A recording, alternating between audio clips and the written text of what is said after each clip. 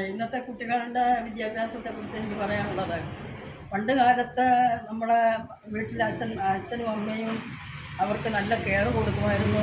ഇന്നത്തെ കാലത്ത് അമ്മ ഒരിടത്ത് ഫോൺ കണ്ടുകൊണ്ടിരിക്കും, അച്ഛന് വാട്സപ്പിലും ഫേസ്ബുക്കിലുമായിട്ടിരിക്കും. സന്ധ്യാ പ്രാർത്ഥനയോ ഇല്ല. പിന്നെ അവരെ ശ്രദ്ധിക്കാൻ സമയമില്ല. കൂടുതൽ അച്ഛന്മാർക്കും അവരുടേതായിട്ടുള്ള കാര്യങ്ങൾ കുട്ടികളെ വളർത്തുന്ന കാര്യത്തിലോ അല്ലെങ്കിൽ അവരെ ശ്രദ്ധിക്കുന്നതിനോ അവർക്ക് സാധിക്കുന്നില്ല. അതുകൊണ്ട് നമ്മളെ പഴയ കാലത്തെ തലമുറയല്ല ഇപ്പോൾ.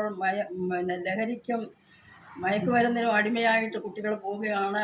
അതുപോലെ തന്നെ പണ്ട് കാലത്ത് ബുദ്ധിമുട്ടിൽ വളർന്ന കാലമായിരുന്നു കുട്ടികളെ പൈസയ്ക്കും മറ്റ് ആഹാരത്തിനും ഒക്കെ ആയിട്ട്. ഇപ്പം ലാവിഷായിട്ട് എന്ത് വേണമെന്ന് ചോദിച്ചാലും ഓരോരുത്തർക്കും അതത് സമയത്ത് അവരാവശ്യപ്പെടുന്നതെല്ലാം കൊടുക്കുന്നു. അവർക്ക് നിയന്ത്രണമില്ലാതെ അവരെ വളർത്തുന്നു.